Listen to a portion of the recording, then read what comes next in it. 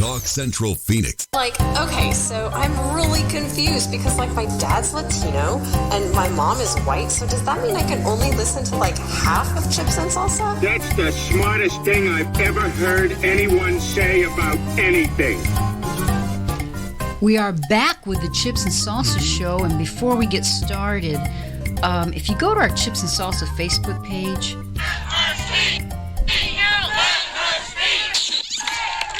you can hear something about this. I'll sign it later after I see it. The reason that we're bringing this up is we just got word, you probably have heard it out there in radio and TV and media land, that Kari Lake, gubernatorial candidate who was here just last month, end of August, has been endorsed by President Trump. Right, guys? All right. A huge endorsement. Huge endorsement. Wow. So I should say first, I'm Alice Latta here with Reverend Myron Jackson. and our special guest. Nathan Duell. And Nathan is the Western Regional Coordinator for Heritage Action for America. Did I get that right? Yep, that's correct. And we were talking about this. This is hugely huge. That's huge. It's huge. Oh, so I feel like we got to talk for a minute about that, guys, as Republicans here. I think that Kari Lake will be elected our next governor, and to have President Trump behind her, endorsing her, is just a shoo-in. I believe it's a shoo-in. Powerful. She is very Trump-like. Mm-hmm. Yeah, she has some characteristics that definitely remind me of the President Trump. And just today, this morning, I think the most recent poll, they had her at 25%. I think Matt Salmon was about 8%, and I didn't see what Kimberly Yee's was. It was just on the radio. The opposition, the Democrat, who's Katie Hobbs, our current Secretary of State, was about 40%. But Nathan, I think there's only two people running on the Democrat side, right? Yeah, their field is way more narrow. It's probably 3 or so, and we have about 6 on the conservative Republican side. And just to be fair, because, Chips and Salsa show, we are all about conservatives and Republicans. It is early still. We have the primary isn't until August of next year. We're already September, but it's, but you heard it here. We couldn't ignore that news. Well, Alice, my prediction is that the only way that her percentage points will go down is she decide not to run. Oh, wow. Okay. So just stay tuned. I believe we're going to try to have as many Republican candidates here as possible, because that's what we're all about. Primaries coming up in August. And so we thank you. And I want to thank the Chipsters. Our show's going to be 7 years old in October. Wow, congratulations. Happy birthday. Congratulations. Thank you. Yes. So we've been doing this a while, thanks to Chipsters like you guys and all you Chipsters out there. We appreciate your support. It's been fun. We do this, George and I make no money. We just do it because we wanted to have Latino Republicans represented. And there are a lot of us, as you guys both know. There's a lot of brown. Me, not so much. Yeah, and and young folks too. So we have a good representation here because you're a conservative Black Republican, and I'm a conservative Latino Republican, and you're a young man, not even 30. People say, "Oh, there's nobody under 30 that's Republican." We are a good representation here. Yeah, I think. Yeah, the only thing is I'm the oldest one. It's always says I'm the oldest one. Yeah, all of a sudden your voice gets low and soft. Oldest one at the table. It's okay. We need some wisdom too. So thank you. This guy's good. You've been in politics a while, haven't you? He was raised by some old people. Yeah. They schooled him well. Schooled you well. We got so much to talk about. I'm so glad that you came back to visit Nathan. And you have an open invitation here. Come back anytime. I know you're a busy guy. So first of all, let's talk a little bit about what your organization does. We got lots. You guys do not move. You got to watch the show. It's going to be great. Tell us what Heritage Action for America, I always mess that up, I apologize. Heritage Action for America does.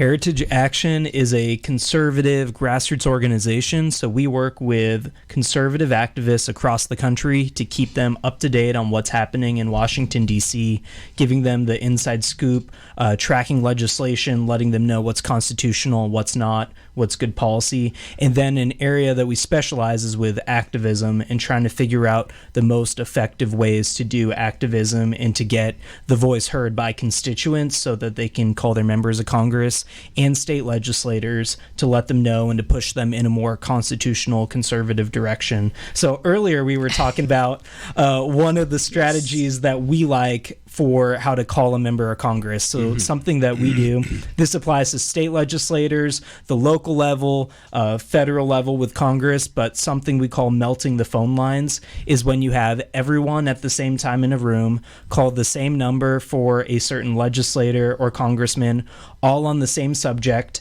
And if it's after hours, 30 of you, 50 of you, however many are calling, it will go straight to voicemail. And the staffers and the member of Congress or the legislator will have a tough morning listening to all those different voicemails. If it's during the day, it's possible that all the calls at once will allow your call to be picked up by someone in the office who's more of a decision maker. So that applies more to Congress. And when times are busy, if it's a congressional office where they answer the phone, it could bypass the intern, bypass the legislative assistant, and possibly go to one of the people who's in the inner circle for that congressman. And that helps you get your message through. If not, it'll still be voicemails, and it's impactful to have all those people at once. So one strategy for a legislative district may be taking 5 minutes or less, calling on one particular issue to the same number, your state legislator or your congressman, and letting them know, being firm but polite, because that goes much further in politics than if you call in and cuss and scream their ear off. So you want to be firm and polite. Okay, so let's, we were all, okay, so I should tell our audience. Nathan and I talked about this, and I thought, what if we tried to do one on the air? We're not going to do that because, we might get somebody live, and we'd like to give an example of just being able to leave a message, and we want to stay out of trouble. Chips and Salsa show's in trouble all the time anyway, because we talk about things we're not supposed to talk about, like information and abortion and pro-life issues and things like that. But is there let's say you give out a number, and it's for a legislator. Do you just want to, give an example? How would you identify yourself? How should it not be over 30 seconds? Give some tips because, especially women, just like I'm doing right now, chatterbox. And if it's too many details, they're not going to listen. But something to grab their attention and really send the message. You'd be very good at giving guide points for this. Yeah, an example right now, a perfect call to make is to Senator Sinema. So call Senator Sinema and say, hi, I'm calling Senator Sinema, and I'm asking that you vote no against the $5 trillion in spending that Congress is considering with the $1 trillion infrastructure bill and the $3.5 trillion reconciliation bill. These both are not good for our country, drive up debt, and we want you to vote no and also protect the filibuster. Thank you for the stance that you've taken on the filibuster. So those are all three connected, the filibuster and the two spending bills that add up to about $5 trillion that Congress is considering this week.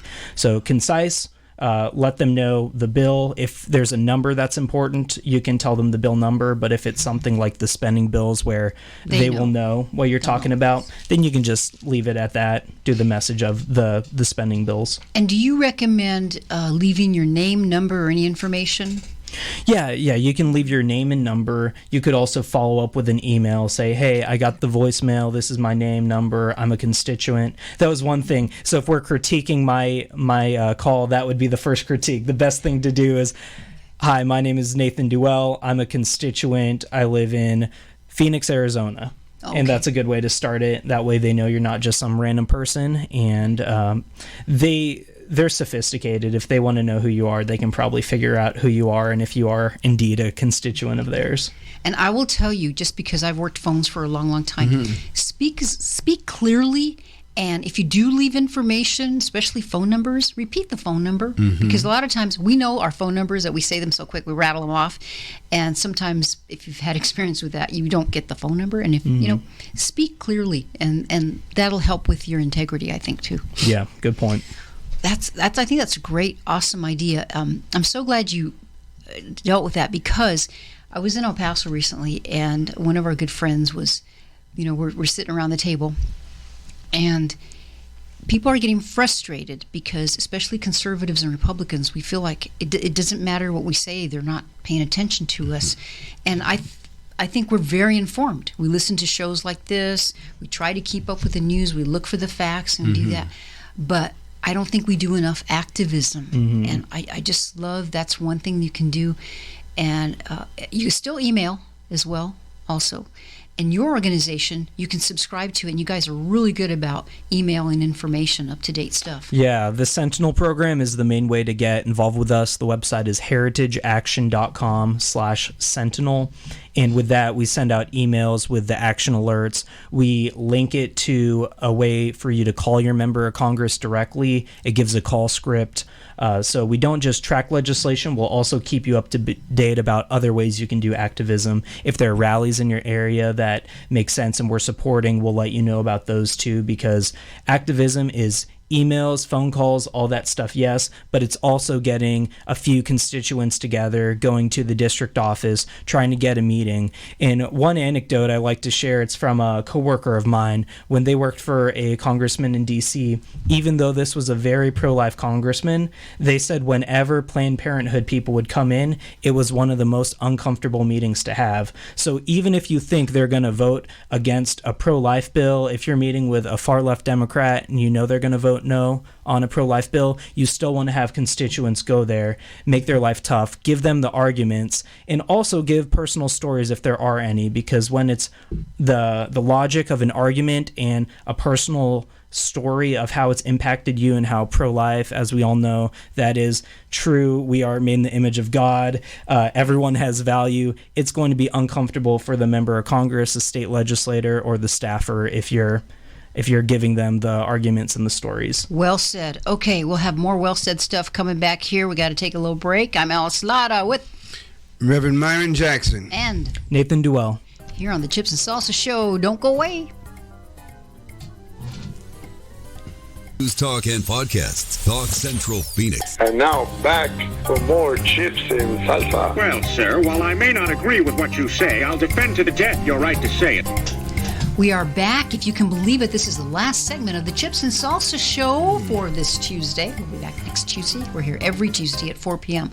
I am Alice Lara, and next to me is Reverend Myron Jackson, and our wonderful special guest, Nathan Duell. We're so excited to have you here. Okay, I have to say real quick, please, if you need any internet needs, telecommunication needs, go to Frontera Telecommunications, 5802 West Thomas Road. They're our new sponsor. You can call them if you'd like. They will help guide you if you need a new cell phone or internet services. They're really good. And you can call them at 623-845-9411. 623-845-9411. Cable TV services, cellular phone services, home security, etc., etc. Wonderful. Tell them the Chips and Salsa Show sent you, okay? Por favor. All right.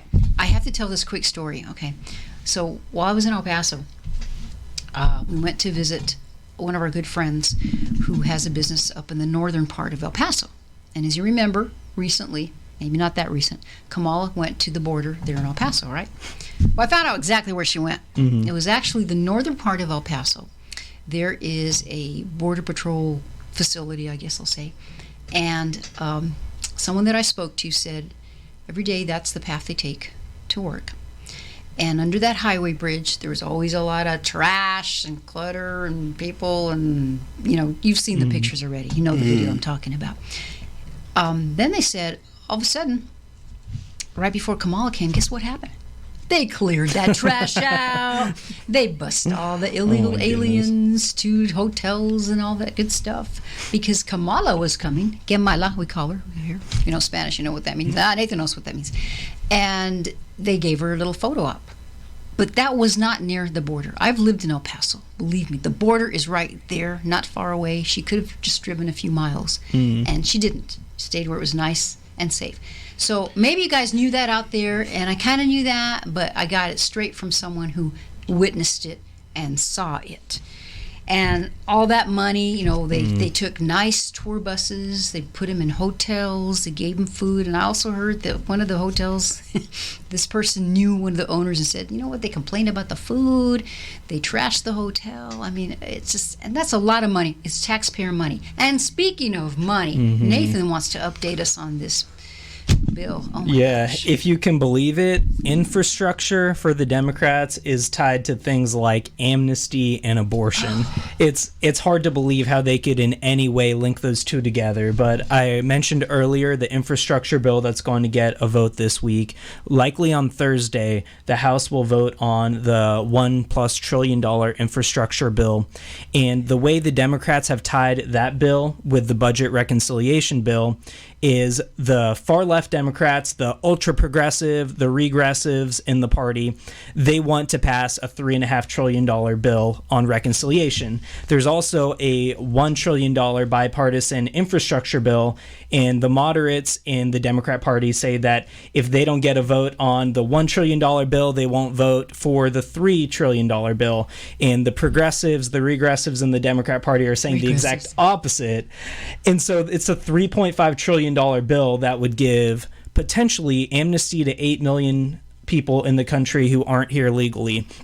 So this doesn't even go in line with the budget reconciliation rules, but there's a process for them to ignore what the parliamentarian says and override it. They also want to expand abortion with Obamacare in that in that reconciliation bill to give all this spending to the American people, even though it's going to drive up debt. So there's a lot of terrible things in that bill.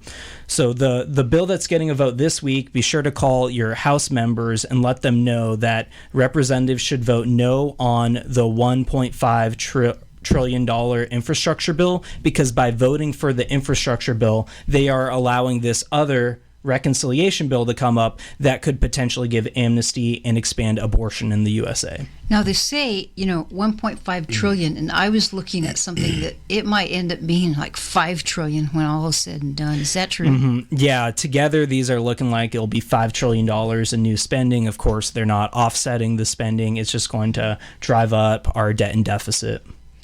It's so much money that we don't have, and like you say, they tying it into amnesty. I mean, really, and abortion. Two horrible things. Now, are there any there aren't any Republicans that are planning to vote for this? Are there? Do you know? There aren't any Republicans that I know of who are planning to vote for the $3.5 trillion bill when that gets a vote. But the risk is with the $1 trillion bill. And this $1 trillion of infrastructure spending, only 10% of it goes toward roads and bridges, traditional infrastructure. Most of it is for 10%. Green New Deal type leftist policies. And that's the bill that they're calling bipartisan. They know that this $3.5 trillion bill won't be bipartisan, and there are ways of them getting around that and only having the 51 vote threshold in the Senate. So if we can bring down this infrastructure bill this week, there's a good chance that the far left Democrats won't get their wish list out of the $3.5 trillion bill in weeks to come. So we really need to do, what did you call it? Melting the phone lines? Melt the phone lines. Yep. Call your members of Congress and let them know to vote no on both bills. It's the House who will be voting on the $1.5 trillion bill, and then for Senator Sinema, it would be the $3.5 trillion bill, letting her know, vote no and uphold the filibuster, preserve the filibuster rules. What's a real easy way to find those phone numbers? Those phone numbers, if you go to heritageaction.com, we have a toolkit and an action center. And on the action center, you enter in your zip code, and we take you directly to the members of Congress who you need to call, along with the phone script. Fantastic. That's great. It's, in this world, it's so hard to keep up with all of these things. And you're three people that, we follow politics, and yours is specialized. But it just amazes me how these things get snuck through. And I think is a part of that. Do you know if a part of that's the where they want to monitor your $600 in the bank? I don't even know if that's part of it. There's so much that isn't, but yeah, DC just wants to sneak things through. Other things we need to be aware of. They've been trying multiple ways of federalizing our elections. So one other thing I need to talk about with election integrity, HR 1 was their big way to federalize elections. They're now putting that on hold and doing it by a different name. The bill number now is HR 4. It's the John Lewis Voting Rights Advancement Act, and it's another See how way. they name it? Yeah, after John Lewis. And it's another way for DC to come in and to take over elections. So things that we would do in Arizona, like voter ID, they would get rid of, and they would do it in the name of civil rights. And that's what this HR 4 bill would do. So for that, it's senators, it's people like Sinema and Mark Kelly who need to hear that we don't want it, and they need to preserve the filibuster. And we're doing great things in this state on election integrity. One other thing I'd love to mention is the voter ID ballot initiative, the Arizonans for Voter ID. This is a great ballot initiative that we have coming up. It would make voter ID the law of the land for any way that you vote in the state. And that's at risk if a bill like HR 4 would to be passed and signed into law. How in the world can they federalize elections? It just seems unconstitutional. Yeah, it's unconstitutional, but the left's idea of the Constitution is not the same as us. We look at it, we look at the Constitution, the text, and that's the Constitution. They look at every single court decision that has been built upon the Constitution like it's a living, breathing document, rather than there is intent, there is context, and you have to go into that context and apply it that way. So that's the scary thing. If we rely on the courts to interpret it, then, I mean, who knows what will happen? That's why we must defeat it legislatively, because if the courts rule that it is constitutional and they take that type of approach to it, that they can just expand the Constitution, then we're not going to be in a great spot in America. Oh, gosh. Okay, we have like 40 seconds. I wanted to ask you about the ASU story because you went to ASU. Can you make a comment in 10 minutes? Yeah. 10 seconds, rather. Just saw the ASU video. Like I said, we're all made in God's image, and so everyone, regardless of race, needs to treat people with dignity, respect, and the fact that 2 white people were insulted in that way for being white, it's sad, and I hope that people will treat people the way that God wants us to. Disgusting, and it wasn't even a multicultural center. Okay, we got to go. Chips and Salsa Show, Alice Lotta with Reverend Myron Jackson. And thank you, Nathan Duell. Blue Lives Matter. Yes, blue lives, black lives, brown lives, white lives, all lives matter, especially pro-life. See you at Laugh for Hope, okay? Laugh for Hope. Chips and Salsa Show next week, Tuesday. Have a good one. Go walk on.